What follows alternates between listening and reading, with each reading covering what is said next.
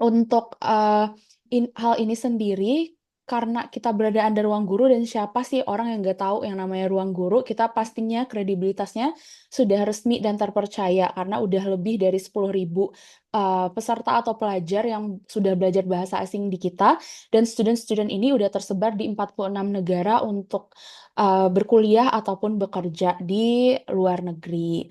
Nah, untuk di workabroad.id atau Work Abroad Academy sendiri, kita akan membantu teman-teman untuk persiapan bahasa asing, khususnya untuk bekerja di Jerman, di Jepang, dan juga Korea, karena untuk persiapan bekerja ke luar negeri, khususnya di 3 negara ini, melalui program Ausbildung di Jerman, Tokutegino di Jepang, dan G2G di Korea, itu membutuhkan yang namanya adanya skill bahasa dari negara ini sendiri. Jadi nanti teman-teman juga bisa tanya langsung ke Kak Edward, gimana sih emang apakah sepenting itu bahasa Jepang buat teman-teman yang ingin bekerja di Jepang? Harus menguasaikah atau bagaimana? Nah, untuk kerja ke luar negeri sendiri, kenapa sih alasannya ada peluang bagi kita warga negara Indonesia untuk bekerja di luar negeri, khususnya Jepang, Jerman, ataupun Korea ini? Karena di sana, teman-teman, untuk angka usia produktif bekerja ini sangat amat rendah. Jadi mereka membutuhkan para pekerja asing untuk bisa bekerja di mereka, dan mereka menyediakan ada 500.000 kuota untuk para pekerja asing bisa bekerja di luar negeri, terutama di Jepang, Jerman, dan juga Korea. Nah, peluang ini nantinya teman-teman juga bisa mendapatkan salary yang hingga 30 juta per bulannya, nanti tergantung juga dengan programnya, dan pastinya untuk realitas saat ini di Indonesia buat para pekerja itu atau para job seekers itu sangat susah untuk mendapatkan pekerjaan karena kualifikasinya mungkin yang susah atau banyak hal-hal atau persyaratan yang mempersulit para pekerja di Indonesia ini untuk mendapatkan pekerjaan. Nah, untuk di sini teman-teman juga bisa lihat dari artikel ini, negara-negara Jepang dan juga Jerman ini sangat amat membutuhkan yang namanya para pekerja asing untuk bisa bekerja di mereka, untuk bisa membantu mereka pada bidang-bidang atau pekerjaan-pekerjaan tertentu yang lowongannya mereka sediakan. Begitu kurang lebih mengenai work abroad-nya. Nah, buat teman-teman yang ingin bertanya lebih lanjut terkait program-program ini, nanti teman-teman bisa langsung klik link yang udah kami sematkan di chat box. Nah, di sana nanti teman-teman feel free untuk bertanya kepada konsultan ataupun kepada admin kami, dan nanti akan dibantu untuk penjelasan lebih lanjutnya mengenai program-program yang teman-teman pengen tahu lebih lanjut. Mungkin sekian penjelasan tentang Work Abroad Academy. Nanti akan kita lanjut lagi setelah webinar. Tapi aku announce kembali kalau jangan lupa untuk follow Instagram workabroad.id biar teman-teman gak ketinggalan karena dari judul kita di malam hari ini dan dari sesi webinar ini merupakan rangkaian dari Work Abroad festival nantinya yang akan diadakan di 5 kota. Nah, buat teman-teman yang berkesempatan nanti hadir di sana, boleh banget pantengin Instagram kita untuk nanti tanggal pendaftarannya akan rilis soon. Jadi biar nggak ketinggalan, jangan lupa follow kembali Instagramnya workabroad.id. So, di malam hari ini, tanpa berlama-lama lagi, mungkin udah terlalu panjang ya aku intro tentang work abroad-nya. Jadi teman-teman udah pastinya udah nggak sabar buat bisa ngobrol nanti bersama Kak Edward. Dan aku bakal kasih juga kesempatan buat teman-teman untuk bertanya langsung ke Kak Edward. Nanti di akhir sesi akan ada 3 sampai 5 orang yang bisa open cam dan open mic untuk bertanya ke Kak Edward. Nah, di malam hari ini aku akan say hi dulu ke Kak Edward. Selamat datang Kak Edward di acara webinar Work Abroad Virtual Festival 2024 by Work Abroad Academy. Dan mungkin Kak Edward bisa say hi dulu buat teman-teman yang udah hadir di malam hari ini sama kita. Halo teman-teman semua, kedengeran nggak suaraku? Oke, kedengaran Kak Aman? Halo semuanya, Mas Tangkumawa, aku Edward. Halo. Hmm, Oke, aku izin spotlight sebentar biar kita nanti untuk setelah ini teman-teman kita akan masuk ke sesi webinarnya. Jadi buat Kak Edward mungkin aku mau tanya dulu gimana nih kabar dari Kak Edward di Jepang sendiri, gimana kondisinya dan keadaannya dan rutinitasnya, gimana boleh cerita dulu ke teman-teman yang udah hadir di malam hari ini. grogi.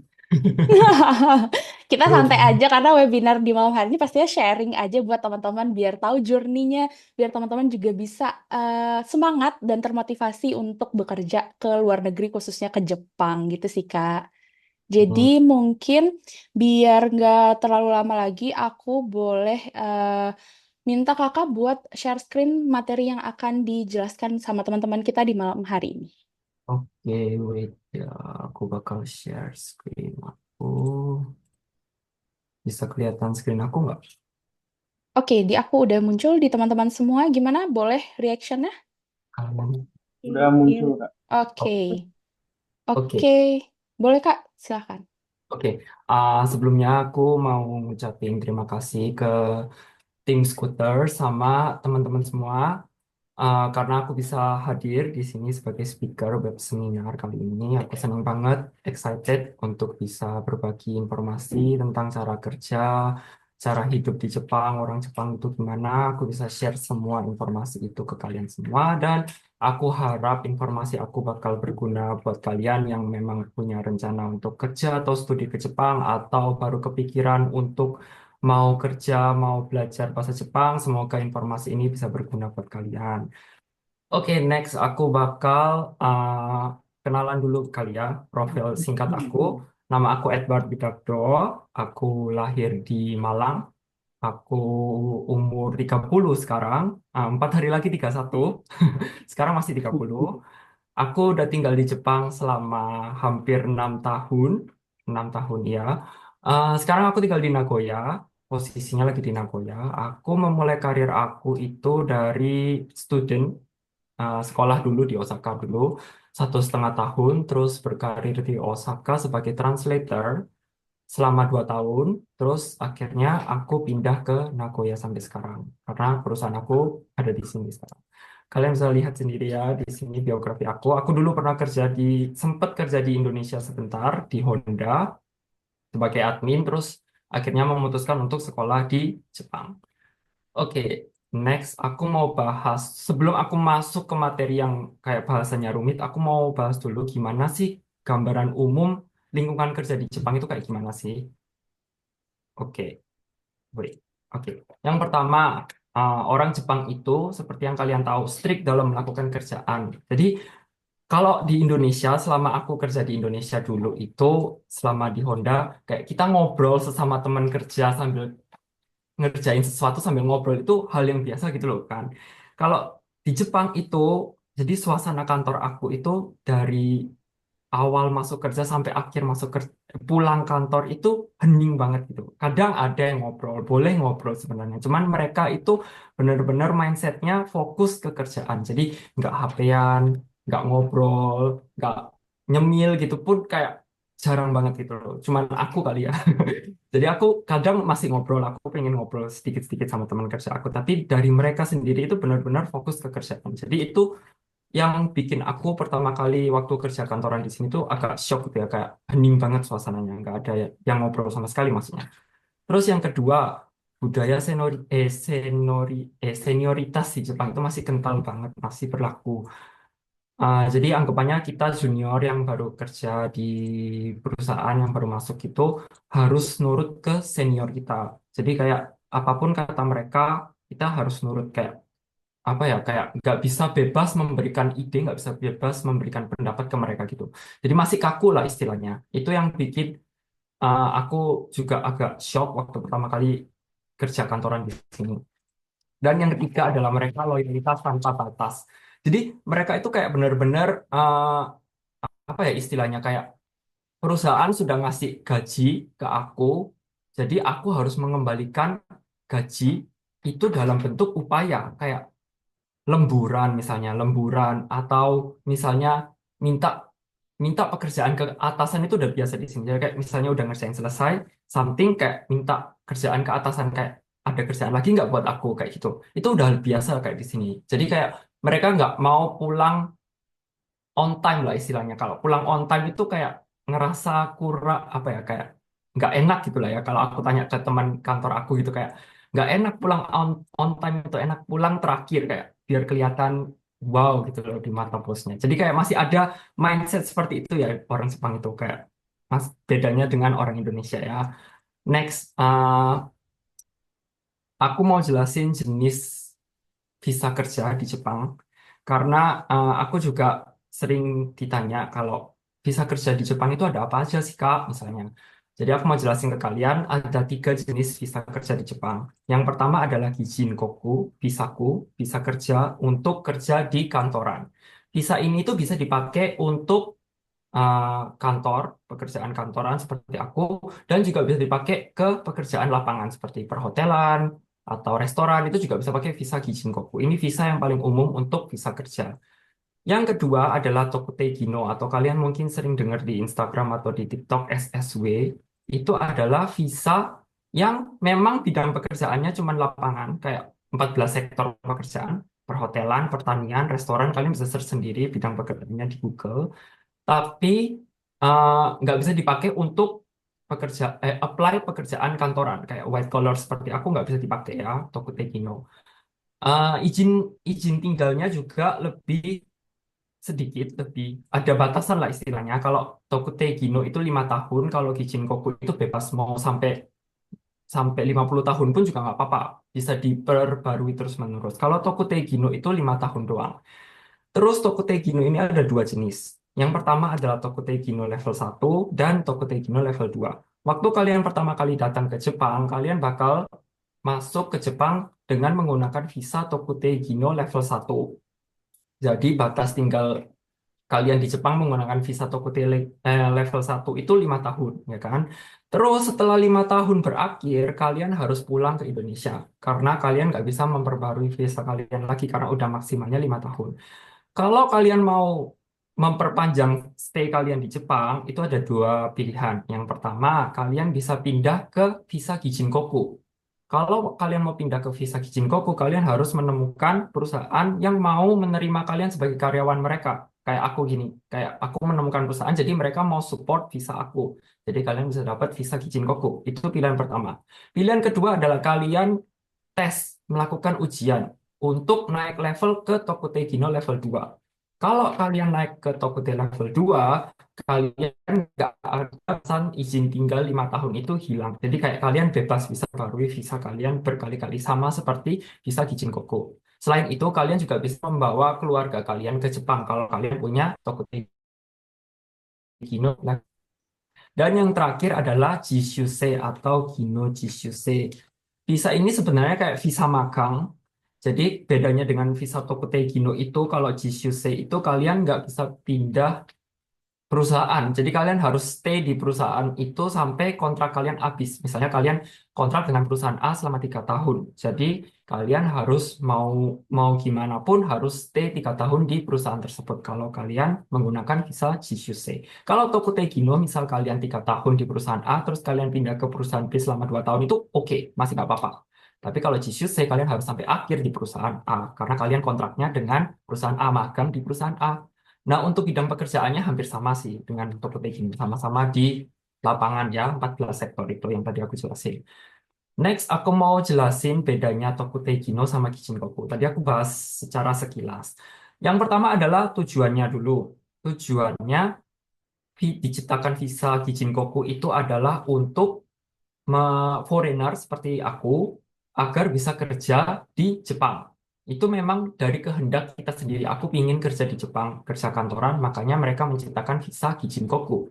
Bisa kerja di kantor atau di perusahaan sebagai back office-nya. Itu adalah visa Kijinkoku tujuannya itu. Kalau Tokute Gino itu diciptakan karena kekurangan tenaga kerja di sini. Kekurangan tenaga kerja lapangan, makanya mereka menciptakan visa Tokute Gino. Selanjutnya adalah masa berlakunya. Tadi aku udah bilang kan, Tokute Gino masa berlakunya 5 tahun, sedangkan Kijin Koku bisa diperbarui tanpa batas. Sampai aku umur 70 pun juga masih bisa diperbarui. Yang ketiga adalah background pendidikan. Nah, aku mau jelasin kalau visa Tokute Gino itu kalian nggak perlu lulus S1. Jadi kayak lulus SMA atau SMK, kalian bisa apply visa Kijin Koku. Jika mas, aku menasai. Visa Tokyo Gino maksud aku. Kalau visa Kijinkoku, kalian harus punya background S1 karena itu nanti menjadi syarat untuk apply visa kalian. Bakal diminta ijazah S1 kalian. Dan ijazah S1 kalian harus sesuai dengan bidang pekerjaan yang bakal kalian apply. Misalnya aku apply sebagai staff accounting. Jadi aku harus punya background S1 ekonomi atau akuntansi, sarjana akuntansi. Kalau di luar itu kalian bakal lebih susah apply-nya. Kemungkinan nggak bakal keterima, nggak bakal keluar visa kalian yang Kijin Koku. Kalau misalnya bidang pendidikan kalian dan bidang pekerjaan yang kalian apply itu berbeda, itu bakal lebih susah. Tapi kalau Tokute Gino kalian nggak perlu ya S1, cuman lulusan SMA atau SMK kalian bisa apply. Dan yang terakhir adalah bidang pekerjaannya. Visa Kijin Koku itu bisa dipakai di maupun kerja lapangan bisa, kerja kantoran juga bisa. Dan lebih luas gitu ya. Apapun pakai visa Kijin Koku itu bisa. Tapi kalau Tokute Gino benar-benar yang 14 sektor pekerjaan yang tadi aku bilang itu. Nah, next aku mau sharing keuntungan kerja di Jepang itu apa sih? Kenapa aku juga memilih untuk kerja di Jepang? Yang pertama, eh, yang pertama adalah nggak ada batasan usia di sini. Kalau di Indonesia, kalau kita udah memasuki kayak aku usia 30 bakalan susah nggak sih untuk pindah kerjaan, ya kan? Kayak banyak fresh graduate, aku harus bersaing dengan fresh graduate. Jadi kemungkinan aku untuk pindah pekerjaan itu lebih kecil. Kalau di Jepang, mau kalian umur 40, mau kalian umur 50 pun, itu masih bisa apply, masih bisa pindah kerja. Perusahaan aku juga barusan menerima karyawan usia 57. 57 baru masuk 3 bulan yang lalu sebagai karyawan. Dan itu hal yang biasa karena emang di sini ya generasi mudanya kan sedikit ya kan. Jadi generasi yang atas yang masih 40 50 itu masih bebas banget untuk pindah kerjaan gitu. Itu enaknya kalau kerja di Jepang. Jadi meskipun aku mau usia 30 pun setelah ini misal mau berpikir mau pindah kerjaan pun masih bisa, masih oke gitu, masih keterima. Yang kedua adalah asuransi kesehatan dan tunjangan pensiun di Jepang. Kalian mungkin pernah dengar ya, di Indonesia juga ada kan BPJS itu kan. Di sini juga ada asuransi kesehatan sama tunjangan pensiun. Kalau tunjangan pensiun di sini itu enaknya setelah kalian menginjak usia 65, kalian bakal dikasih uang bulanan sama pemerintah. Mungkin kalian pernah dengar tentang ini. Cuman memang benar kalian bakal dapat tunjangan per bulan sekitar sekitar 9 jutaan per bulan. Mulai kalian usia 65. Itu enaknya sih menurut aku pribadi. Jadi mulai umur 65 sampai kalian meninggal itu kalian bakal ditunjang oleh pemerintah. Dan asuransi kesehatan di Jepang itu jadi kalian cuma perlu bayar 30% dari biaya rumah sakit atau biaya perawatan kalian. Enaknya di situ. Cuman ya kalian harus bayar per bulannya. Itu bakal dipotong dari gaji kalian. Meskipun kalian Tokute Gino pun nanti kalian bakal dipotong asuransi kesehatan dan tunjangan pensiun ini. Loh, Kak, terus kalau misalnya aku pulang 5 tahun, terus tunjangan pensiunku gimana dong, Kak? Apakah bakal hangus? Enggak bakal hangus. Kalian bisa klaim, jadi kalian kan anggapannya nabung lah ya istilahnya, tunjangan pensiun itu kan nabung. Jadi tabungan kalian selama 5 tahun itu nanti bisa dicairkan. Aku nggak bahas cara pencairan di sini ya, yang penting bisa dicairkan. Jadi nggak bakal hangus 100%. Kalian bisa bakal dapat sebelum kalian pulang. Ntar. Yang ketiga adalah tunjangan dari perusahaan sendiri dan pemerintah. Kalian waktu COVID kan pasti pernah dengar kan berita pemerintah Jepang bagi-bagi 100.000 yen ke semua penduduk Jepang kan, termasuk foreigner juga dapat. Jadi kayak setelah 100.000 itu pun masih ada banyak subsidi-subsidi lainnya kayak 80.000, kayak subsidi listrik, subsidi gaji, kayak banyak banget subsidi dari pemerintah lah ya. Aku nggak bisa jelasin satu-satu. Terus dari perusahaan pun juga. Jadi kayak perusahaan pun itu ada tunjangan apartemen, tunjangan transport, ada tunjangan melahirkan, cuti hamil, kayak gitu ya, tunjangan anak kalau kalian punya anak, atau tunjangan istri pun juga ada tunjangan istri, kayak banyak banget dari perusahaannya sendiri dan dari pemerintah juga ada. Itu enaknya. Yang ketiga, yang keempat adalah jenjang karir. Kalau aku kerja di sini, sistem kerja di Jepang itu semakin lama kalian kerja, posisi kalian bakal naik. Bukan kalau mungkin kalau di Indonesia ya ada yang tiba-tiba apply sebagai manajer, masuk sebagai manajer gitu ada ya. Cuman kalau di sini itu jarang banget case-nya. Kita mulai dari benar-benar karyawan biasa kalau di perusahaan aku dan di perusahaan sebelum-sebelumnya. Kita mulai sebagai karyawan biasa, dari situ kita mulai membangun karir kita sama-sama gitu. Jadi kayak misalnya 5 tahun ke depan ada yang menjadi manajer, ada yang nggak menjadi manajer itu semua tergantung performa kita sendiri kan.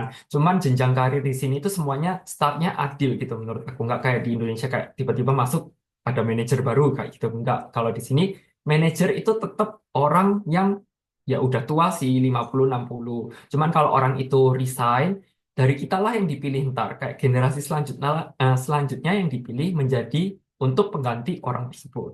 Itu enaknya. Dan yang terakhir itu pengalaman kerja karena menurut aku pengalaman kerja dan atau lingkungan kerja mengalami suasana kerja di Jepang itu sesuatu yang precious menurut aku bisa menjadi pengalaman yang oke lah ya ke depannya. Eh, di misalnya kalau kalian pulang ke Indonesia kalian punya pengalaman kerja di Jepang kan wow gitu kan ada nilai plusnya gitu kan menurut aku. Oke, next aku mau membahas secara detail perbedaan budaya sistem kerja di Jepang dan di Indonesia. Eh, yang pertama, di sini itu nggak ada cleaning service namanya ya. Jadi perusahaan aku, tergantung perusahaannya sih sebenarnya. Kalau perusahaan aku kan ada gedung sendiri. Jadi kalau misalnya perusahaan menyewa satu lantai gedung, kan ada dari gedung itu ada bagian manajemennya. Cuman kalau perusahaan aku, itu gedung kita milik kita sendiri. Jadi nggak ada cleaning service. Jadi mau membersihkan WC, mau nyapu, ngepel, itu kita semua. Jadi ada piket. Kalau misalnya aku minggu ini misalnya ke bagian piket WC ya, jadi aku harus ngosek WC. Jadi ngosek WC satu gedung itu semuanya aku. Jadi nggak bisa kayak oh nggak mau aku nggak mau ngosek WC nggak ada kayak gitu. Nggak ada perbedaan strata gitu lah yang anggapannya. Mau nyapu ngepel semuanya karyawannya sendiri yang melakukan. Jadi kita yang jaga fasilitas umum itu semua. Yang kedua adalah yang tadi aku sudah jelasin budaya senioritas itu masih kental di Jepang dan yang ketiga sorry yang ketiga adalah nomikai. Nomikai kalian pernah dengar istilah nomikai kan mungkin oh sorry. Jadi nomikai ini adalah budaya acara minum-minum sih sebenarnya. Orang Jepang kan suka minum sake, suka minum alkohol dan mereka biasanya setelah pulang kantor itu mereka bakal mengajak karyawan-karyawan baru, freshman untuk minum bareng mereka. Dan kita nggak bisa nolak. Karena kalau nolak itu bakal dicap nggak sopan. Itu nggak enaknya menurut aku pribadi. Karena aku sendiri nggak minum alkohol. Jadi aku kadang harus terpaksa ikut itu ya udah kayak daripada dibilang nggak sopan di, uh, dicap negatif sama atasan kan nggak enak ya udah kalian harus ikut tapi kalau misalnya kalian memang dilarang agama untuk minum alkohol, kalian bisa menyampaikan kok. Kayak aku nggak bisa minum alkohol karena aku Muslim kayak gitu. Mereka bakal mengerti. Cuman kalian nggak bisa menolak karena memang kalian nggak mau ikut. Itu bakal dicap nggak sopan. Kayak, kok resek aneh ini kayak gitu loh. Jadi mereka mau sebenarnya tujuan mereka baik untuk mau kayak mendekatkan diri ke kita. Cuman ada kan beberapa orang yang kayak introvert kayak aku kayak nggak suka pergi ke tempat rame-rame gitu jadi ya mau gimana gimana harus tahan itu yang membedakan sih kalau di Indonesia kan nggak ada kayak gini-gini jadi itu sih yang menurut aku 3 poin yang paling beda antara Indonesia dan Jepang terus habis gitu ada satu lagi poin yang membedakan budaya Jepang dan Indonesia itu teman di kantor ini menurut aku pribadi teman di kantor itu nggak bisa menjadi teman di kehidupan sehari-hari teman hangout menurut aku karena orang Jepang itu kantor-kantor pribadi-pribadi menurut aku ya karena pengalaman aku di Osaka dan di Nagoya dua-duanya seperti itu kecuali dengan sesama foreigner kalau sesama foreigner kan kita akrab kan sesama foreigner soalnya tapi kalau orang Jepang itu mereka benar-benar strict membedakan jadi begitu selesai pulang kantor kalau misalnya nggak ada acara nomikai mereka langsung buyar langsung kayak udah sendiri-sendiri nggak ngobrol nggak ayo habis gini kemana-kemana gitu nggak ada jadi kayak enaknya di situ menurut aku itu positif sih karena nggak perlu jalan nggak perlu basa-basi gitu lah anggapannya jadi bisa membedakan lingkungan kantor dan lingkungan pribadi space pribadi kita gitu oke next aku mau membahas job desk staff accounting di Jepang itu apa aja sih apa sih yang aku lakuin di kantor sebenarnya nggak beda sih sama di Indonesia pembukuan kayak invoice kayak gitu, ngecek gaji kayak gitu, semuanya hampir sama sih kayak di Indonesia. Cuman bedanya di sini tuh aku merangkap sebagai staff finance. Kalau di Indonesia mungkin dibedain ya staff accounting sama staff finance. Kalau di sini itu kalau di Indonesia disamain, dibedain ya. Kalau di sini itu disamain. Jadi yang finance juga ngurusin accounting. Jadi aku juga ngurusin gaji, transfer, invoice aku juga bikin, terus ngirim ke klien, kayak gitu. Semuanya aku yang ngelakuin. Terus aku juga harus komunikasi dengan auditor dan staf pajak perusahaan aku terkait pembukuan perusahaan aku. Itu membutuhkan skill komunikasi yang tinggi menurut aku. Jadi apa sih syaratnya untuk menjadi staff accounting di Jepang? Itu ada tiga. Yang pertama, menurut aku kalian wajib memiliki JLPT tingkat N2. Kenapa tingkat N2? Karena kanji. Semua yang dokumen-dokumen yang ada di perusahaan itu semuanya dalam bentuk kanji ya kan. Nggak ada furigananya, nggak ada alfabetnya, semuanya kanji. Jadi kalau kalian nggak lancar baca kanji, kalian bakal kesusahan untuk eh, bakal butuh waktu lama kan harus translate pakai HP kayak gitu kan. Jadi kayak bakal waste of time kalau kalian nggak bisa baca baca kanji. Yang kedua adalah kalian ya pasti dong memiliki pengetahuan dasar accounting. Kalian harus sebenarnya sistemnya sama, sama persis kayak di Indonesia. Kalau misalnya kalian pernah belajar accounting ya, sama persis gak ada bedanya. Cuman kalian harus belajar istilahnya. Kalau misalnya di Indonesia kas, di sini apa, genkin, kayak gitu kan. Kalian harus belajar istilah accounting itu lagi. Itu yang menurut aku agak ribet sih. Dan yang terakhir adalah kalian harus memiliki communication skill yang tinggi. Kayak kan kalian harus komunikasi nggak cuman ke sesama karyawan, kalian harus komunikasi ke auditor, kalian harus komunikasi ke staf pajak, ke klien, ke atasan, kayak banyak banget gitu.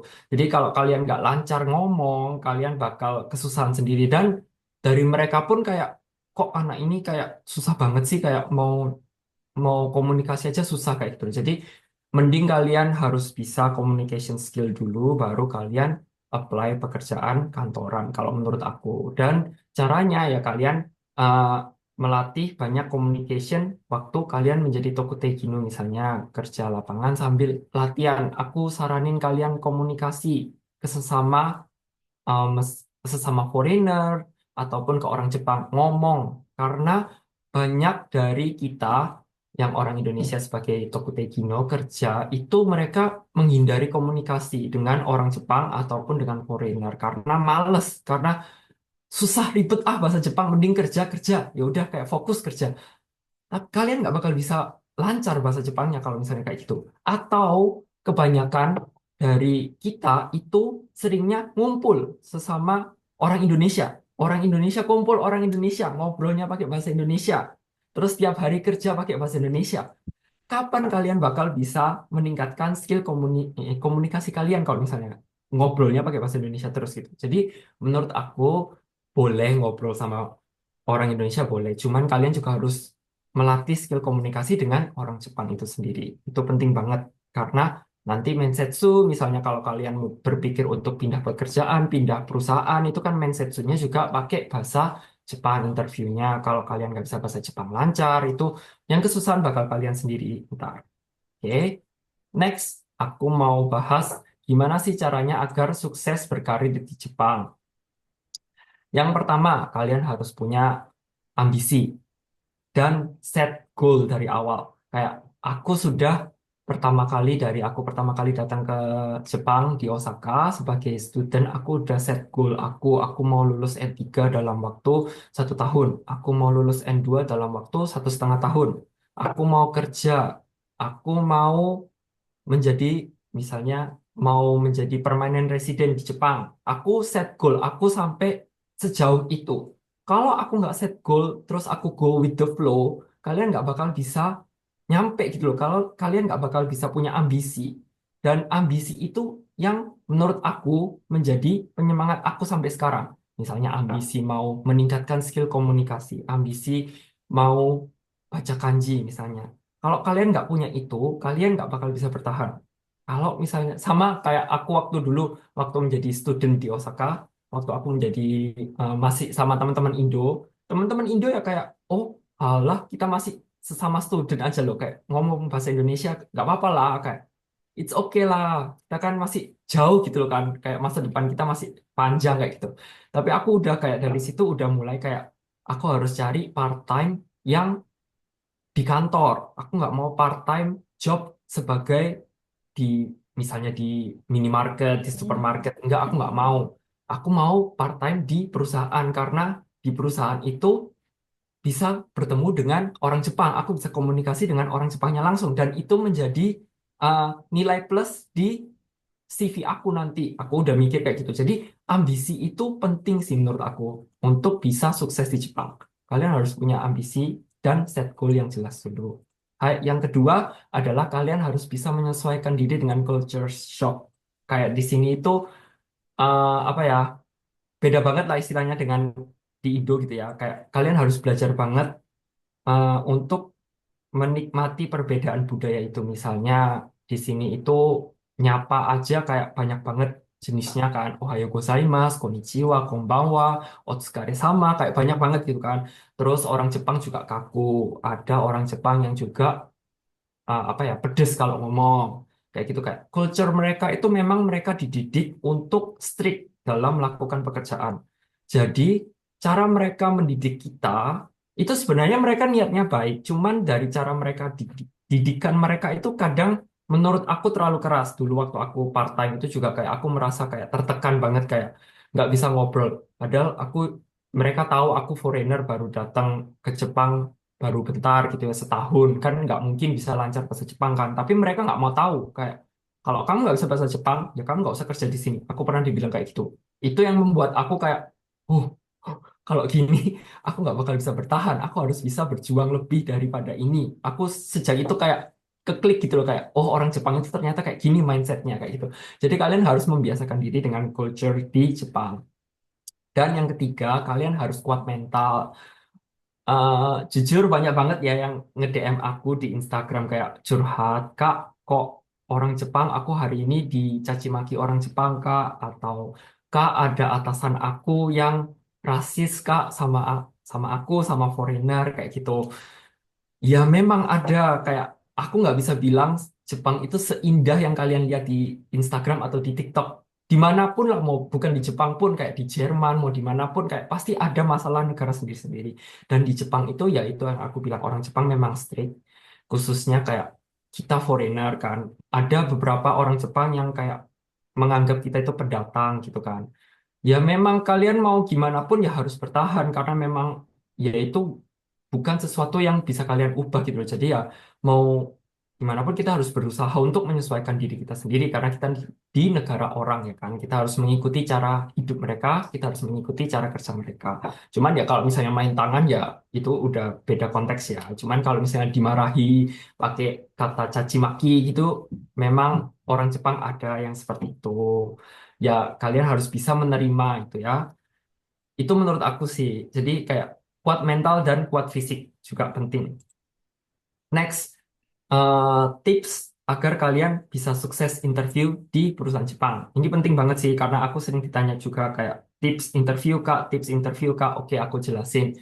Yang pertama, kalian harus menemukan self value diri kalian sendiri. Apa itu maksudnya self value? Kalian maksudnya apa sih nilai positif dari kalian, dari diri kalian? Kenapa kok orang Jepang harus memilih foreigner kayak aku? Kenapa mereka harus memilih foreigner? Padahal banyak kan orang Jepang yang mau menjadi accountant, staff accounting. Kenapa kok mereka harus milih foreigner? Kenapa kok nggak orang lokal aja yang dari segi bahasa kita pasti udah kalah kan? Ya namanya mau mau sepanjang apapun, selama apapun aku tinggal di sini, dari segi bahasa aku pasti kalah dari orang Jepang lokal ya kan. Nah, aku dari aku tahu itu dan aku berusaha untuk mencari apa nilai positif dari diri aku, apa yang membedakan aku dari orang Jepang lokal yang mau menjadi staff accounting. Nah, kalau aku pribadi, aku menemukan self value aku ada tiga. Yang pertama, aku bisa tiga bahasa, Inggris, Indonesia, dan Jepang. Itu bahasa Inggris itu penting banget di sini, kayak nilai plus banget. Kalian tahu kan orang Jepang nggak bisa bahasa Inggris lancar kan kebanyakan. Jadi kalau kalian bisa bahasa Inggris komunikasi, meskipun meskipun nggak usah selancar bule, ya bisa komunikasi dalam bahasa Inggris itu udah nilai positif menurut aku. Dan kalian harus tonjolin waktu interview. Aku bisa berbahasa Inggris, nggak cuman berbahasa Indonesia dan Jepang. Aku juga bisa berbahasa Inggris. Itu menurut aku nilai plus menurut orang Jepang. Yang kedua, aku punya pengalaman kerja di perusahaan Jepang di Indonesia. Honda kan perusahaan Jepang. Dan waktu aku bilang mention kalau aku punya pengalaman kerja di Honda, mereka kayak amazed gitu kayak wow, amazing ya kamu pernah kerja di Honda kayak gitu ya. Mereka kayak menganggap brand lokal itu lebih tinggi daripada brand import gitu kan. Orang Jepang kan cinta negara sendiri. Nah, jadi mereka kayak amazed kayak oh kamu pernah kerja di Honda perusahaan gede. Jadi kayak oh jadi kamu udah punya pengalaman gitu ya kayak gitu. Yang ketiga, aku punya skill untuk mengurus visa aku sendiri. Mungkin kalian belum merasakan ya, cuman banyak dari sesama teman kita di sini yang nggak bisa memperbarui visa mereka sendiri. Kayak nggak tahu gimana caranya, Kak. Kayak ribet, Kak, kayaknya ngurus visa, perpanjang visa itu ribet, Kak. Sebenarnya nggak ribet. Kalian bisa search di Google sendiri, kalian bisa belajar sendiri. Cuman karena banyak orang yang males untuk mencari informasi itu dan mereka menyuruh perusahaannya kayak tolongin dong ini urusin pembaruan visa aku kayak gitu kan. Selama ini perusahaan aku juga kayak gitu. Jadi ada foreigner juga di perusahaan aku dan mereka semua itu menyuruh perusahaan aku untuk ngurusin pembaruan visa mereka. Jadi kayak ya udah ini gua kasih kayak lu yang ngurus ya dari pihak perusahaannya kayak gitu. Dan ribet kan dari perusahaannya kalau misalnya disuruh kayak gitu. Sedangkan aku waktu aku masuk mereka nanya kayak apakah kamu bisa perbarui visa kamu sendiri? Aku bilang iya bisa, aku ngurus sendiri visa aku selama ini aku perbarui sendiri. Oh, jadi kamu nggak usah pakai notaris untuk ngurusin visa. Enggak, aku nggak perlu notaris. Aku search informasi dan aku bisa perbarui visa sendiri. Dari segi perusahaan itu merupakan nilai plus banget karena biaya notaris di sini itu mahal banget untuk ngurusin visa. Anggapannya joki lah ya, ngurusin visa. Jadi kalau kalian bisa ngurus visa perpanjang sendiri, itu dari pihak perusahaan bakal bisa menghemat biaya banyak banget. Jadi itu merupakan nilai plus menurut aku yang ketiga. Jadi aku menemukan self value aku. Jadi kalian harus menemukan self value kalian waktu mensetsu, waktu interview supaya kalian bisa dipandang oke lah oleh mereka. Yang kedua, first impression. Jadi first impression itu penting. Jadi ada karyawan yang barusan keterima di perusahaan aku, mukanya fresh banget. Ada dua orang Filipina uh, yang barusan keterima. Yang satu kayak muram waktu interview, karena aku join interview itu, jadi aku tahu. uh, yang satu kayak gelap banget, yang satunya kayak senyum terus waktu selama interview. Meskipun Jepang mereka sama, nggak lancar, tapi secara first impression, perusahaan kan pasti memilih yang senyum kan dibanding yang muram kan mukanya. Meskipun yang muram misalnya lebih lebih bisa bekerja, lebih skillful dibanding yang senyum. Tapi kan first impressionnya mereka suka melihat yang si anak yang senyum ini. Jadi first impression itu mungkin sepele menurut kalian, tapi menurut orang Jepang itu penting. Dan setelah itu aku juga dibilangin kayak, oh anak yang senyum itu kayaknya oke ya, kayak gampang dibilangin kayak oke diajak komunikasi kayaknya asik gitu ya. Jadi kayak oh first impression ternyata penting ya, kayak aku di saat itu kayak nyadar kayak gitu.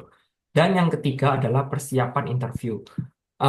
Mungkin banyak dari kalian yang belum tahu kayak Mensetsu interview di Jepang itu peraturannya banyak banget mulai dari Outlook kayak seragam harus pakai jas, harus kemeja putih, terus harus nunduk, harus ada banyak lah pokoknya peraturannya. Kalian harus latihan itu. Jangan waktu Mensetsu hari H kalian nggak sesuai dengan standar mereka karena mereka dari hari interview itu mereka sudah menilai kepribadian kalian. Jadi jangan sampai balik lagi ke first impression kalian jelek karena baju kalian salah atau cara ngomong kalian salah atau apalah. Yaitu jadi kalian harus banyak latihan interview. Latihan searching di Google pertanyaan interview di Jepang itu kayak apa. Terus cara menjawab interview di Jepang kayak apa, kayak gitu ya. Banyak-banyakin latihan supaya kalian nggak waktu hari H interview malah grogi ntar ya. Dan yang terakhir adalah improve Nihongo ya kan. Kalau kalian Nihongonya udah oke, udah lancar, mereka ya pasti seneng kan komunikasi dengan kalian. Kalau ya itu dari diri kita sendiri lah ya. Mempersiapkan dulu sebelum hari H interview itu penting lah menurut aku pribadi. Karena ada teman aku yang yaitu go with the flow sampai sekarang yang nggak menemukan pekerjaan akhirnya balik ke Indonesia. Cuman karena menyepelekan hal-hal sepele kayak gini kayak latihan, improve Nihongo, kayak itu kan sepele kan anggapannya. Cuman waktu mencari karir itu penting hal-hal yang kecil ini. Oke, sekian dari aku. Jadi kalian udah tahu kan gambarannya cara ke Jepang kayak gimana? Ada banyak cara untuk kerja di Jepang. Salah satunya adalah yang paling gampang menurut aku adalah Tokuteki no Visa.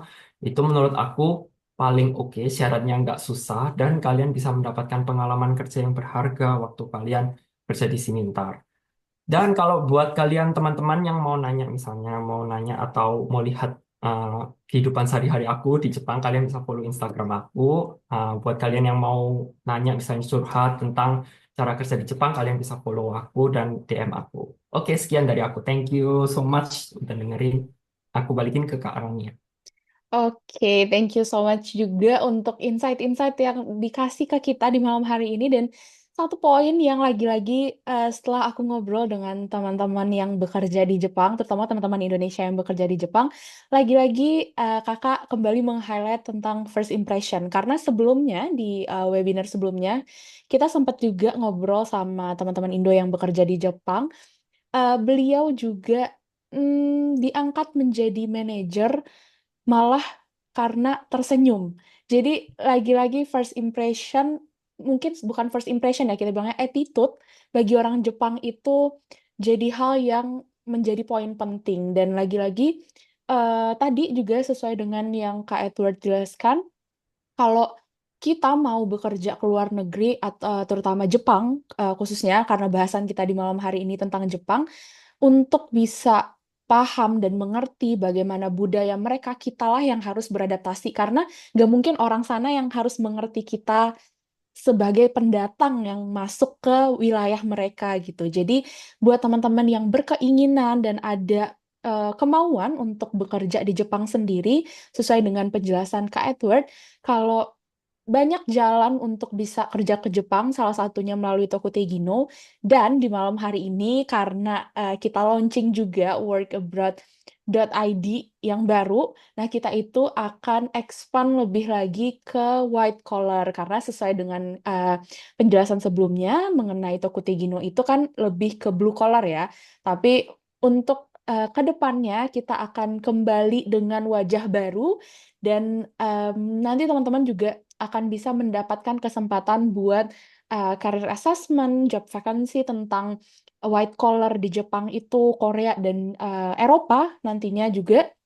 Dan teman-teman juga bisa gabung ke community kita di workabroad.id nantinya. Jadi em, penjelasan yang dijelaskan oleh Kak Edward di malam hari ini sangat amat menjadi bridge buat kita buat masuk juga ke segmen selanjutnya yang akan menjadi wajah baru dari workabroad.id sendiri. So, di malam hari ini, karena tadi udah ada penjelasan juga dan teman-teman udah ada yang raise hand karena akan ada kesempatan buat Q&A sama Kak Edward. Dengan informasi-informasi yang udah dijelaskan tadi, aku akan open Q&A buat teman-teman semua. Mungkin aku izin minta di stop dulu share screen-nya dari kakak biar kita Oh, bisa oke. highlight teman-teman lainnya. Dan buat teman-teman, gak usah takut buat recording webinar di malam hari ini akan kita upload di YouTube-nya Work Abroad Academy. Jadi teman-teman nggak perlu record sendiri, nanti bisa subscribe Work Abroad Academy di YouTube. Jadi nanti bisa diakses di sana video-video webinar yang udah kita lakukan gitu. So di malam hari ini mungkin langsung aja kita masuk ke sesi Q&A sebelum nanti makin kepanjangan. Aku akan pilih 3 sampai 5 orang karena masih ada waktu. Mungkin boleh untuk Kak Irfan, silakan open mic dan open cam untuk bisa nanya langsung ke Kak Edward. Selamat malam Kak Irfan. Halo, selamat malam Kak. Oke. Perkenalkan nama saya Irfan, selamat malam semua. Saya mau bertanya, tadi Kak Edward sempat menyinggung tentang sekolah di Jepang. Itu apakah sekolah bahasa aja atau sekolah bagaimana? Jadi apakah di Indonya itu memang sudah ada accounting di Indo, jadi ke Jepangnya itu uh, memang untuk sekolah bahasa aja, terus dari situ melamar kerja atau bagaimana? Dan apakah dari pihak Skoter sendiri itu nanti uh, apakah ada program untuk belajar bahasa Jepangnya, terus ada kayak diajarkan gimana bisa apply kerjanya juga ke Jepang, entah itu Toko Tegino ataupun yang white collar. Baik, itu aja, terima kasih. Oke, thank you Kak Irfan. Mungkin untuk penjelasan terkait Kak Edwardnya boleh dijelaskan sama Kak Edward dulu, nanti yang Scottersnya aku lanjut di sesi setelah ini. Oke, thank you Irfan untuk pertanyaannya. Jadi, aku lulusan Indonesia, aku lulusan Surabaya, S1 di Surabaya sampai lulus, terus aku baru pindah ke sini, itu cuma belajar bahasa Jepang doang, khusus bahasa Jepang, memang sekolah bahasa Jepang di Osaka. Jadi, nggak ada belajar, selain bahasa, nggak ada lagi kayak fokus untuk belajar bahasa doang sih. Itu doang ya pertanyaan.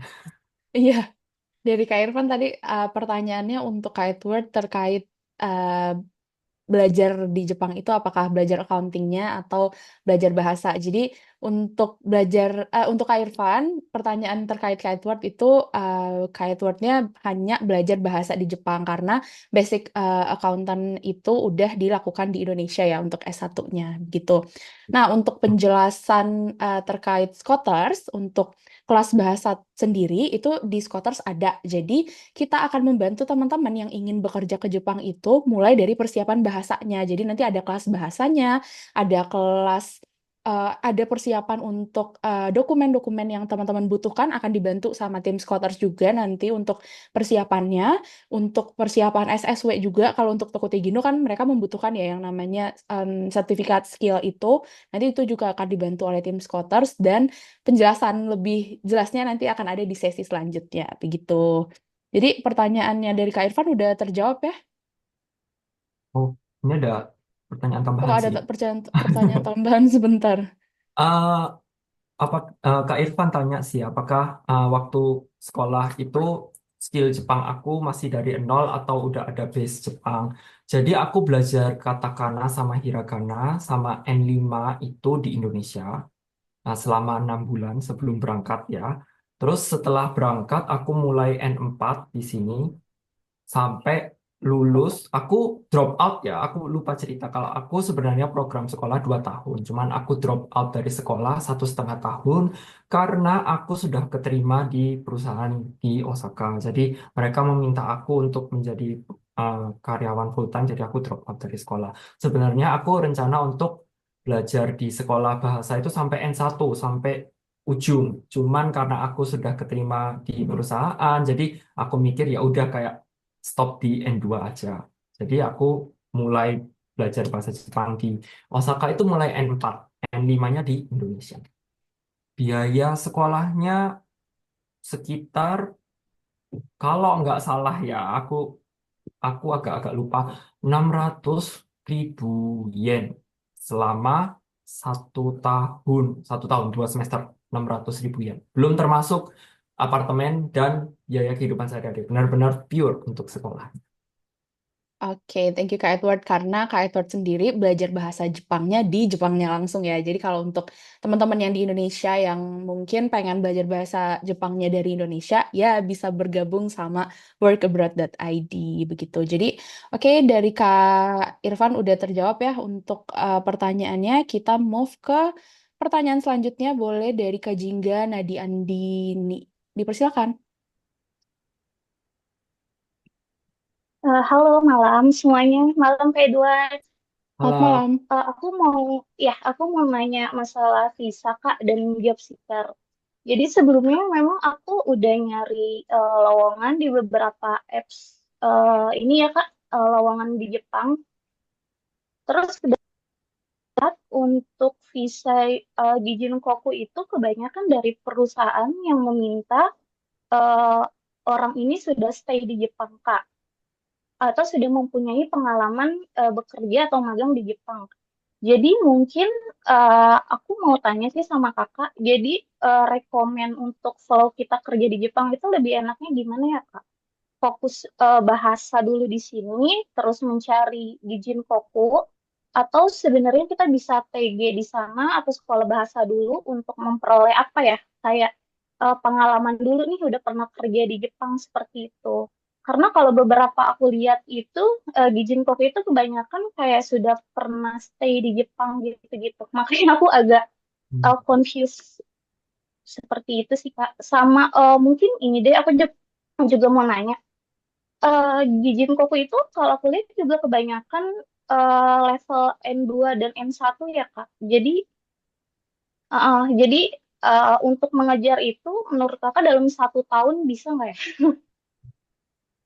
Karena kebetulan aku udah ada basic sampai N4 sih Kak. Gitu. Makasih sebelumnya. Oke, thank you Kak Jingga. Boleh Kak Edward dijawab pertanyaannya? Oke, thank you Kak Jingga untuk pertanyaannya. Jadi, memang benar, kalau kita apply dari Indonesia langsung untuk visa Kijinkoku itu lebih susah karena mereka harus menerbitkan dari COE kan. Dari COE proses sampai penerbitan visa Kijinkoku tersebut. Jadi kayak mereka ribet kalau mau memperkerjakan karyawan yang ada di Indonesia posisinya. Itu memang benar. Oleh karena itu, aku tadi sempat mention waktu presentasi, salah satu cara yang paling efektif menurut aku adalah datang ke Jepang dengan cara Kijin kok ke sana, Tokuteikino, kerja dulu sebagai Tokuteikino sambil mencari perusahaan yang mau menerima sebagai karyawan. Jadi posisinya sudah ada di Jepang dan mereka lebih mudah untuk proses pindah dari visa Tokutegino ke visa Kijinkoku. Jadi menurut aku yang paling gampang itu caranya. Terus untuk Kijinkoku itu syaratnya memang dari pribadi aku wajib N2 dari pribadi aku. Tapi kalau secara kata orang-orang N3 pun bisa. N3 pun bisa. Cuman kalau N3 itu skill komunikasinya belum sampai standarnya gitulah ya menurut aku. Kalau N2 kalian sudah bisa baca kanji. Kanji yang susah-susah kalian bisa baca, kalian bisa ngomong. Kalau N3 itu masih komunikasi standar menurut aku kayak benar-benar basic dan itu per, nggak cukup untuk berkomunikasi di perusahaan sesama karyawan ataupun atasan itu kalian kalau sudah sampai N4 pasti udah tahu keigo kan. Kalau ngomong ke atasan harus keigo. Kalau ngomong ke teman harus futsugo. Kayak gitu kan. Kayak futscape sama keigo itu susah. Kayak kalau kalian nggak nyampe N2. Oke. Terus habis gitu perlu waktu berapa lama untuk bisa nyampe N2? Aku 1,5 tahun. 2 tahun berarti ya sama di Indonesia 6 bulan plus sekolah 1,5 tahun. 2 tahun udah lulus N2. N1 aku ngambil ngambil tapi eh, dibilang lulus ya lulus tapi poinnya cuman kelebihan satu sih. Hoki lah. Cuma, ya, tapi menurut aku mereka waktu apply uh, kerja itu nggak meminta sampai N1 kok. Mereka juga nggak ngerti, orang Jepang kayak nggak ngerti N2 itu sejauh apa, N1 itu sejauh apa, kayak mereka nggak ngerti kan. Kalau misalnya dari Mensetsu interview, oh anak ini bisa komunikasi, oh anak ini bakal bisa kok lancar komunikasinya. Mau kalian N4, N3, N5 pun asal kalian bisa lancar komunikasi secara live, ya mereka why not kan, kalau menurut aku sih. Dan kalau kalian bisa baca kanji ya.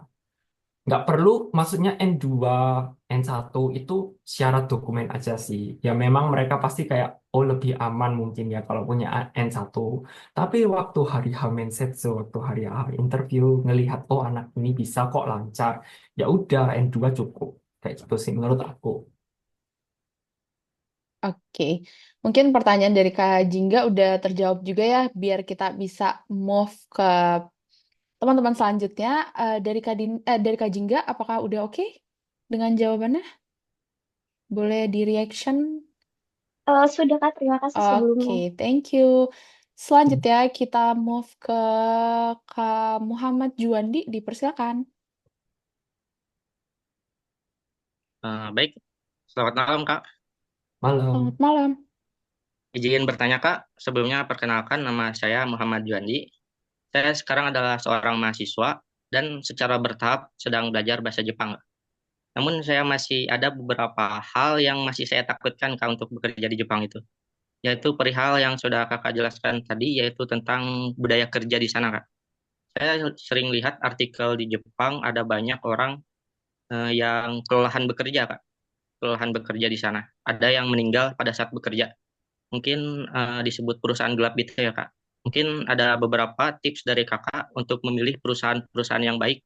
Baik, terima kasih. Oke, terima kasih. Oke, thank you pertanyaannya, Kak Muhammad. Ya memang benar, aku lupa mention tentang black company di sini ya. Memang ada black company di sini. Nah, caranya membedakan black company sama white company itu gimana? Aku saranin ada satu trik aku, yaitu search di Google nama perusahaan plus kanji kuchikomi. Kuchikomi kanjinya mulut sama komi katakana. Itu kalian nanti bakal bisa lihat review karyawan yang pernah kerja di sana. Jadi mereka yang udah pernah kerja di sana, mereka ngasih review. Yang pastinya dalam bahasa Jepang ya, cuman kalian kan bisa copy paste, translate. Itu salah satu cara aku menemukan perusahaan aku sekarang sih, karena perusahaan aku sekarang enak banget, jujur. Jadi aku caranya itu kayak search nama perusahaan plus kunci komik, biar nggak zong ya kan waktu waktu masuk ternyata black company. Oke. Oh, Udah terjawab ya, Kak Muhammad Juandi? Sudah, Kak. Terima Oke, kasih. siap. Terima kasih. Dan terakhir mungkin ya, karena ada satu lagi yang bertanya dari Kak Edward, masih aman? oke, oke, nggak apa-apa. Oke, terakhir Kak Echa Rainsya, dipersilakan. Ya, halo, selamat, udah di unmute belum sih? Udah ya? Sudah aman? Oh ya, oke. Soalnya tadi ada muncul notifnya. Oh ya, selamat malam, Kak Edward. Perkenalkan, nama aku Eca. Mau tanya, Kak, kan, oke, sebelumnya sorry banget, aku tadi kan telat ya join webinar ini. Oh ya, kan aku juga backgroundnya di accounting nih. Saat ini aku punya apa S1-nya dari akuntansi juga. Terus mau tanya, kalau di Jepang itu tuh standarnya sama atau beda ya? Karena sebelumnya aku kan juga double degree ya di luar negeri. Terus waktu itu tuh pas pilih negara apa tujuan memang katanya nggak boleh apa ke negara lain kecuali ke Aussie sama ke NZ karena waktu itu dianggapnya standar akuntansinya yang hampir mirip cuma di dua tempat itu. Nah, aku wondering kalau kenapa kakak pertama nih, yang pertama kenapa kakak pilih Jepang dari semua negara yang ada. Terus kedua, gimana eh, apa ya menyesuaikan sama standar akuntansi di sana gitu loh, kayak apa ya prosesnya tuh gimana gitu loh, karena kan pasti eh, dari pendidikan misalnya S1-nya aku nggak tahu kakak S1 di mana, tapi gimana cara menyesuaikan ke standar akuntansi yang berlaku di Jepang gitu loh. Eh, at least untuk di pengalaman kakak lah gitu sih pertanyaan dari aku. Thank you. Oke, thank you Kak Echa. Boleh Kak Edward, dipersilakan. Oke. Oke, thank you Kak Eca pertanyaannya. Oke, jadi kenapa aku pilih Jepang? Karena aku suka keamanan di Jepang. Karena orang Jepang itu tata tertibnya oke banget dibanding negara lain. Awalnya aku mau ke Korea karena aku sempat belajar bahasa Korea. Cuman setelah tahu kayak orang Jepang itu tata tertibnya rapi, orangnya juga kayak pulang malam nggak bakal ada yang begal kayak gitu, nggak bakal ada yang jambret kayak gitu. Jadi aku merasa aman di sini. Itu alasan utama aku, bukan karena gaji, karena kalau aku mementingkan gaji aku bisa ke Eropa atau ke Amerika yang lebih tinggi gajinya, karena aku suka keamanan di Jepang makanya aku memilih Jepang. Itu pertanyaan yang pertama. Yang kedua, gimana cara menyesuaikan. Hmm?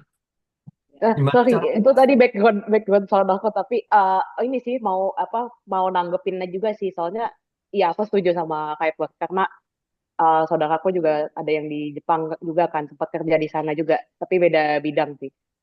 Ya terus katanya di sana memang apa ya secara keamanan jangan ditanya lagi deh. Terus memang apa ya di atas jam 9 udah sepi kan kalau nggak salah. Udah nggak ada Hmm. siapa-siapa juga gitu loh. Oke oke, Hmm. lanjut lanjut. Ya meskipun sepi kayak nggak ada begal gitu ya, maksudnya aman gitu lah istilahnya. Yang kedua adalah gimana caranya belajar sistem akuntansi di Jepang. Sebenarnya sama sih, menurut aku sama. 90% sama dengan di Indonesia. Makanya aku cepet banget proses belajarnya. Yang bikin susah itu adalah belajar istilahnya. Misalnya kalau kas itu bahasa Jepangnya apa, kalau piutang itu belajar bahasa Jepangnya apa kayak gitu. Dan kalau misalnya kalau bisa lebih amannya lagi, ada tes ujian untuk akuntansi itu ada 3 level, 3, 2, 1 sama kayak JLPT gitu ya, 54321. Kalau di sini 321 untuk ujian sertifikasi akunting. Nah, kalau misalnya punya sertifikasi level 2 itu tengah-tengah itu, kalian pasti keterima di perusahaan. Karena susah, menurut aku susah. Waktu aku ngambil ujian itu aku gagal. Yang level 2-nya itu gagal. Tapi level 3-nya oh aku punya, jadi kayak mereka oh kamu udah punya dasar accounting ya, terus mereka juga bilang oh kamu bisa bahasa Inggris ya karena perusahaan kita punya karyawan Tokute Gino foreigner, orang Filipina, jadi kamu bisa komunikasi ke mereka melalui mereka, jadi itu nilai plus aku, jadi makanya kalau aku keterima gara-gara itu. Tapi sistem akuntansi di Jepang sama Indonesia menurut aku sama, nggak ada bedanya, hampir secara besarnya sama, jadi nggak perlu waktu lama untuk menyesuaikan kayak sistem belajar, cuma perlu belajar istilahnya aja sih. Apakah Terus, terjawab? iya, udah terjawab. Mungkin satu lagi sih, kayak, tapi kan kalau kayak seputar teks kan pasti akan menyesuaikan lagi ya, itu bagaimana tuh kalau? Karena kalau IFRS oke lah, mungkin setiap negara mirip-mirip sih, eh, yang bisa aku bilang. Temen kalau teksnya tuh bagaimana? Kalau secara teks, aku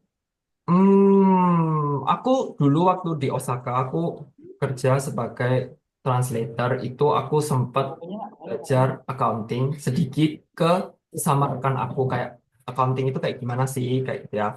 Uh, Oh ternyata kayak gini gini gini gini. Oh ternyata hampir sama ya kayak di Indonesia. Aku cuman belajar sampai situ. Terus habis itu aku apply job di Nagoya sebagai accounting sebelum perusahaan ini. Aku dites apakah ngerti kayak gini gini. Ternyata setelah baca soalnya kayak, loh kok sama dengan Indonesia ya? Kok pembukuannya sama sama persis kayak gitu. Makanya aku lancar jawabnya kayak gitu. Jadi menurut aku kalau secara teks pun kayak nggak beda dari yang aku pelajari di waktu aku kuliah gitu loh, nggak kesusahan sama sekali maksudnya aku untuk mempelajari sistem accounting di Jepang. Yang susah cuman istilahnya itu benar-benar kayak semuanya baru gitu. Tapi kayak apa regulasinya tuh sama legislasi kan kalau teks itu kan mengacu banget sama aturan-aturan gitu ya. Nah, itu pasti aturannya tapi beda beda nggak sih atau tetap sama? Sama, sama semuanya Oh sampai gitu. depresiasi pun sistem depresiasi pun sama di sini. Kayak, Hmm, Jadi kayak menarik juga benar-benar sih. jadi aku benar-benar nggak kesusahan, benar-benar kayak oh hoki ya, kayak aku merasa hoki sih. Nice, nice, nice. Iya sih. Berarti bisa di-consider juga ya nih Jepang gitu loh. Karena selama ini tuh nggak tahu dan apa ya, anggapan menurut kampus aku yang dulu tuh, oh standar yang mirip-mirip coba di Australia sama New Zealand. Padahal menurut aku kalau pajaknya beda banget sih. Kayak lebih banyak lagi aturannya gitu loh. Karena mungkin sistem hukum mereka yang beda juga ya. Mereka kan soalnya pakai common law ya. Jadi wah beda beda jauh deh gitu loh kalau soal teks. Tapi kalau emang kayak akuntansi dasarnya sih masih masih masih sama gitu loh. Hmm, iya, that's the case bisa di consider ya kalau kayak gitu ya. Cuman berarti kakak tuh apa memutuskan untuk kerja di akuntansi itu karena ambil S2 lagi atau gimana?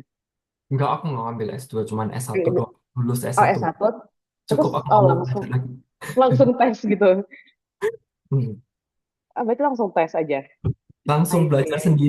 belajar sendiri terus tes. Kayak belajar beli buku terus langsung ikut tes. Oh, straightforward ya sebenarnya gitu loh. Berarti intinya tetap bahasa ya, tapi again. Hmm, hmm. Oke, oke, oke. Iya sih, udah mau menjawab sih. Oke, oke. Oke. Ya udah. Thank Oke. you, Kak Edward. Thank you Kak Eca. Oke, jadi untuk di malam hari ini, mumpung semua pertanyaannya untuk yang raise hand sudah terjawab ya.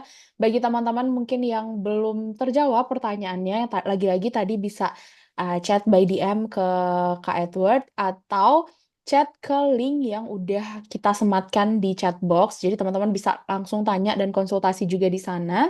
Dan sebelum masuk ke sesi terakhir kita foto bersama nanti, aku izin share screen kembali mengenai Work Abroad Academy. Oke, jadi di malam hari ini karena eh, tadi kan kita sedikit membahas tentang white collar ya, tapi di malam hari ini aku masih membahas tentang program Tokute Gino terlebih dahulu.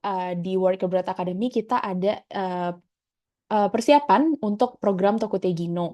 Nah, seperti yang di-mention sebelumnya, untuk bekerja khususnya di Jepang, mereka kan membutuhkan yang namanya skill bahasanya, dan teman-teman yang udah di-highlight juga sama Kak Edward tadi, kalau untuk sebagai white collar khususnya, teman-teman tuh harus bisa mendapatkan sampai N2, biar mengenal dan mengetahui lebih dalam lagi tentang istilah-istilah khusus untuk bisa bekerja yang namanya di perusahaan. Karena kalau untuk blue collar, yaitu hanya untuk komunikasi standar ya, bisa kita bilang, karena itu ya pekerja lapangan. Sedangkan untuk white collar sendiri itu membutuhkan skill khusus karena teman-teman akan bekerja di suatu company yang melibatkan orang-orang penting di dalamnya untuk bisa berkomunikasi lebih jelas lagi terkait mungkin bidang-bidang pekerjaan yang akan didalami. Nah, untuk malam hari ini aku akan menjelaskan sedikit dulu tentang program Tokute Gino. Nah, di Tokute Gino sendiri itu merupakan program kerja ke Jepang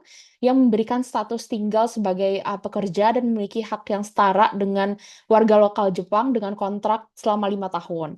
Nah, di sini untuk syarat umumnya, baik perempuan maupun laki-laki bisa untuk join program Tokute Gino, minimal usianya 18 tahun, dan pendidikan minimalnya juga bisa teman-teman mulai dari SMA ataupun SMK. Nah, untuk program Tokute Gino sendiri itu ada di 14 bidang atau industri ya, yang ada.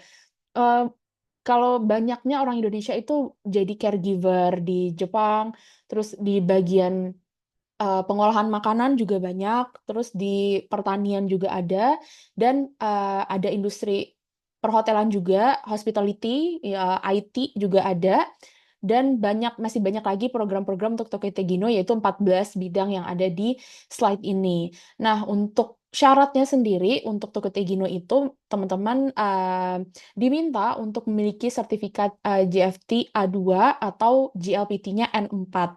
Dan sertifikat Specified Skill Worker atau SSW-nya juga teman-teman harus punya khusus untuk program Tokute Gino. Nah, untuk program ini nantinya di Work Abroad Academy akan dibantu juga prosesnya mulai dari persiapan bahasa, persiapan dokumen-dokumennya, sampai persiapan SSW itu juga akan dibantu dari Work Abroad Academy. Nah, untuk bimbingan dan persiapan bahasa dan dokumen ini, teman-teman akan difasilitasi untuk gimana latihan wawancara programnya, pelatihan bahasanya, pendampingan persiapan berkas, sampai pemilihan company nantinya. Terus ini akan teman-teman bisa lakukan melalui kelas online ataupun kelas offline. Teman-teman bisa pilih, mungkin kalau untuk yang di Jakarta bisa kelas offline di Fatmawati ataupun di Blok M nantinya. Kalau yang di luar Jakarta ya teman-teman bisa mengikuti bimbingan secara online, dan akan dibantu juga untuk persiapan SSW dan motivation letter, dan akan mendapatkan buku, modul, dan latihan soal untuk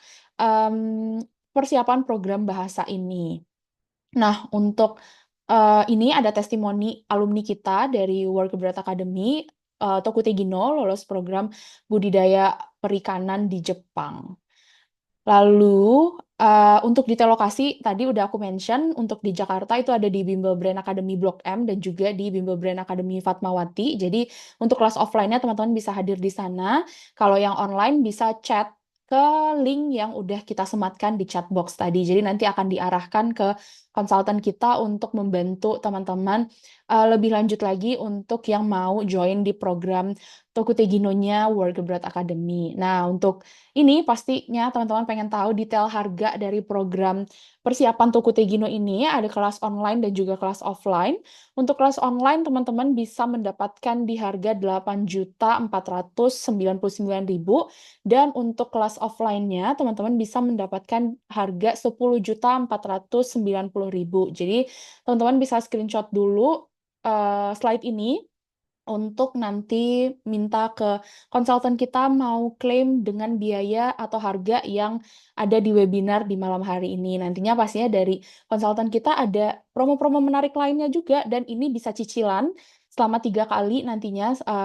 Bisa teman-teman konsultasikan juga lebih lanjut bersama konsultan kita nanti. Jadi yang butuh dan mau bergabung, silakan untuk screenshot dulu ini, nanti boleh dikirim atau dikasih ke konsultan kita untuk klaim harga ini melalui program melalui webinar di malam hari ini gitu. Jadi ini harga dari webinar. Jadi yang mau boleh di screenshot dulu. Aku kasih waktu 3 detik. 1, 2, 3.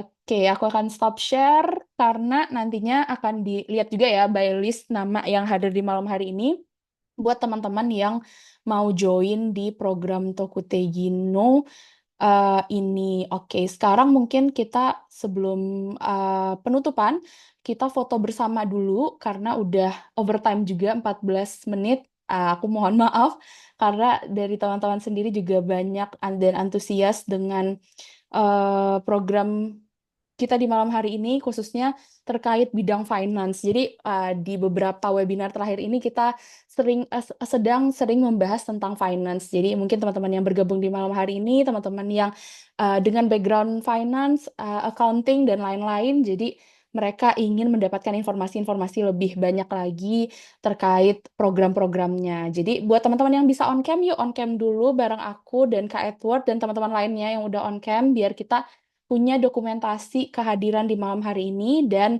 untuk record Zoom-nya nanti akan ada di YouTube-nya Work Abroad Academy. Jadi jangan lupa di-subscribe juga dan jangan lupa di-follow Instagram-nya workabroad.id. Oke, di malam hari ini mungkin langsung aja kita akan foto bersama dulu. Masih ada yang mau on cam? Ada 2 slide. Slide pertama. Oke, 1, 2, 3. Selanjutnya slide kedua. 1, 2, 3. Oke, teman-teman semuanya, terima kasih banyak Kak Edward di malam hari ini udah berbagi insight-insight yang sangat berharga buat kita-kita semua yang udah bergabung di malam hari ini. Terima kasih banyak juga buat teman-teman yang udah bergabung di webinar Work Abroad Virtual Festival 2024. Buat teman-teman yang pengen request juga mau apa nih next webinarnya, mau tema apa, boleh chat di chat box saat ini. Nanti akan aku coba pertimbangkan.